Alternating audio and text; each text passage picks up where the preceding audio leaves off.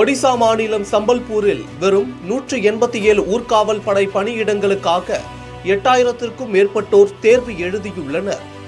விண்ணப்பதாரர்களின் எண்ணிக்கை அதிகமாக இருந்ததால் கடும் குளிரிலும் இந்த தேர்வு விமான ஓடுதளத்தில் நடத்தப்பட்டதுதான் அதிகம் கவனம் பெற்றுள்ளது.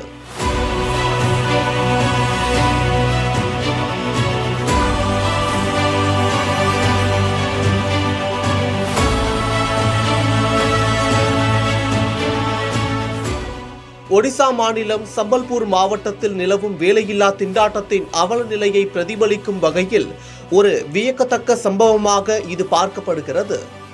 வெறும் 187 ஊர்காவல் படை பணியிடங்களுக்காக சுமார் 8000க்கும் மேற்பட்ட விண்ணப்பதாரர்கள் ஒரே இடத்தில் திரண்டு தேர்வு எழுதியுள்ளனர். இந்த தேர்வுக்கான விண்ணப்பதாரர்களின் எண்ணிக்கை அதிகாரிகளின் எதிர்பார்ப்பை விட பல மடங்கு அதிகமாக இருந்தது. இவ்வளவு பெரிய கூட்டத்தை சாதாரண பள்ளிகளிலோ அல்லது தேர்வு மையங்களிலோ அமர வைக்க முடியாது என்பதால் மாவட்ட நிர்வாகம் ஒரு அதிரடி முடிவை எடுத்தது. சம்பல்பூரில் உள்ள ஜமாதர் பாலி விமான ஓடுதளம் தேர்வு மையமாக மாற்றப்பட்டது. இளைஞர்கள் அனைவரும் திறந்த வெளியில் விமான ஓடுதளத்திலேயே அமர வைக்கப்பட்டு தேர்வு எழுதினர். இது தொடர்பான வீடியோவும் இணையத்தில் வைரலாகி வருகிறது.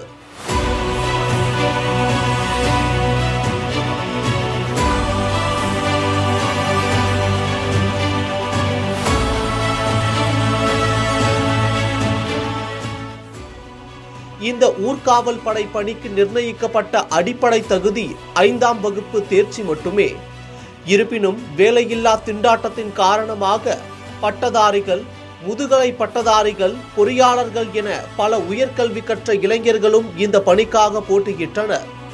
சம்பல்பூர் கூடுதல் காவல் கண்காணிப்பாளர் இது குறித்து கூறுகையில், ஒரே நேரத்தில் 8000 பேருக்கு தேர்வு நடத்த 20 பள்ளிகள் தேவைப்படும். ஆனால் ஞாயிற்றுக்கிழமைகளில் ஏற்கனவே பல தேர்வுகள் நடப்பதால் இடப்பற்றாக்குறை ஏற்பட்டது.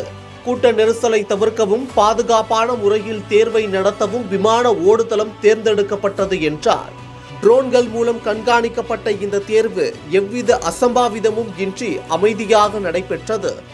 ஊர்காவல் படை பணிக்கு நாள் ஒன்றுக்கு 612 ரூபாய் ஊதியம் வழங்கப்படுவது என்பது குறிப்பிடத்தக்கது.